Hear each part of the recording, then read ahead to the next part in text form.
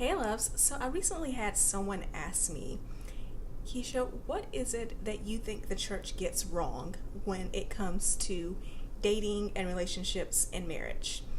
And my answer was, frankly, a lot of things. I could do a whole series of videos about it, and in fact, I am starting today. So, by the way, if this is your first time watching me, my name is Keisha Rice, and I help millennial professional Christian women who have everything else. They have the job, they have the education, they have the friends, but they're still looking for that purpose partner, and I help them find that partner. So, back to my issues with the church when it comes to dating. Hey Petra, I hope that you are having a great Friday. One of the biggest issues that I have with churches and marriage and relationships is that churches have this tendency to treat marriage as the end all be all, especially when it comes to women. And I get that this is not just a church thing, this is also a societal problem, that we see this all the time with women who graduate college and they get a great job, and the next question is, so when are you getting married? When are you getting married? Because of course the education and all that's cool, but marriage is the important thing. So we have to know, when are you getting married, or why are you still single? Especially when a woman is single at 21 and then she gets to the point where she's single at 23, 25, 27, when she reaches 30 and she's still single and hasn't met that right partner yet. So I see this though, especially in church, this whole idea that of course you're supposed to get married, especially as a woman. This idea that, God loved the church the way that your husband will love you, and is painted as this big, huge romantic thing. Don't get me wrong. I love my husband to death. He is an amazing man, and there's a lot to be said about the fact that I do get to wake up next to my best friend. There's a lot to be said about the fact that because we are together, my burdens suddenly aren't as weighty because I have someone to share them with. And my highs and my accomplishments are that much more special because I have someone to share those with.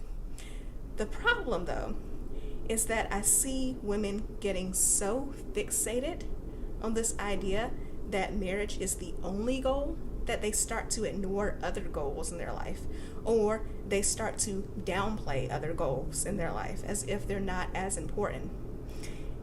Here's the thing.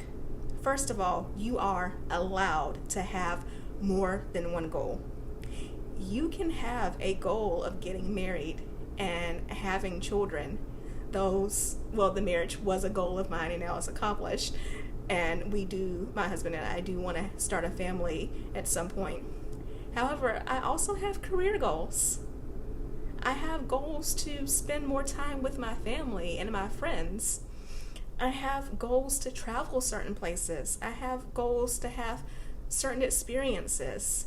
And those goals do not get in the way of my relationship. Again, what I said before about one of the great things about being married is having someone to share those things with, to make those highs even higher. So as a woman, you are truly allowed to have other goals while you're also pursuing this goal of being married. And in fact, having those other goals, I've said it once before and I will continue to say it, having those other goals makes you more attractive to a potential partner.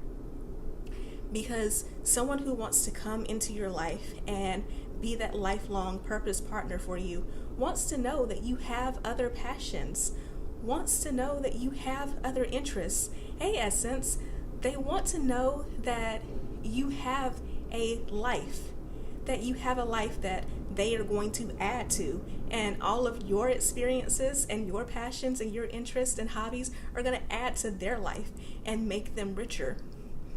There's a reason why I use the term purpose partner a lot. Because if you want to get married, then you are asking God to send someone to you who is going to cherish you, who is going to take care of you, and who is going to be committed to you. By that same token, you also have to care for them and be committed to them. Part of that person's purpose is making your life richer and greater. So part of your purpose is also making your partner's life richer and greater. So when you treat marriage as the end thing, the only thing that matters, you stop developing the things that God wants you to develop in order to have that purpose partner, in order to enrich that person's life. And also, just think about this for a second. If marriage is truly the end all, be all, what happens when you get married? Especially if you get married in your 20s or in your early 30s like I did. What happens with the rest of your life? So the two of you just sit there and stare at each other forever and that's it? You know, my husband is kind of handsome, very handsome, and I wouldn't mind just staring at him for long periods of time, but I also don't have any intentions of doing only that for the next 60, 70 years. So with that in mind, marriage is not the end all, be all. Marriage is the beginning. It's the beginning of a whole new set of adventures that we're going to have together. It is the beginning of a new chapter in us fulfilling our purposes. It is the beginning of us starting a family. There are so many beginnings that marriage involves.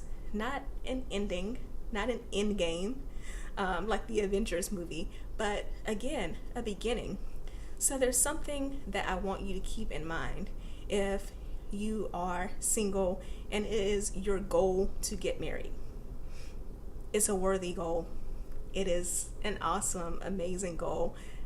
I help women with that goal. That is how awesome I think it is. But it should not be your only goal. It should be part of an abundant, rich, blessed life. You will achieve that goal when you are living an abundant life in the other areas of your life. You will achieve that goal when you work on yourself, when you develop yourself into the type of person who has something to give to a relationship.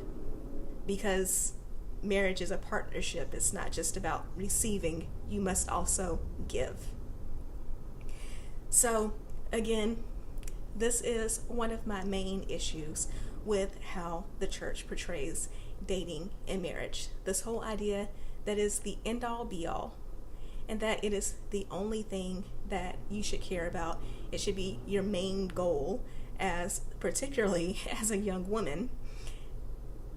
Again, great goal, just not the only goal. So let me know your thoughts on this. Let me know how you feel, if you agree with me or even if you disagree with me. I would love to hear your comments. So I will talk to you guys soon, and I will bring up another issue in the next video. This idea that all women get married in their early 20s or 30s. There are women who are older, who are single, and not only is it not the end of the world, the church definitely needs to rethink how we treat those women. So I will talk to you soon. Love you all.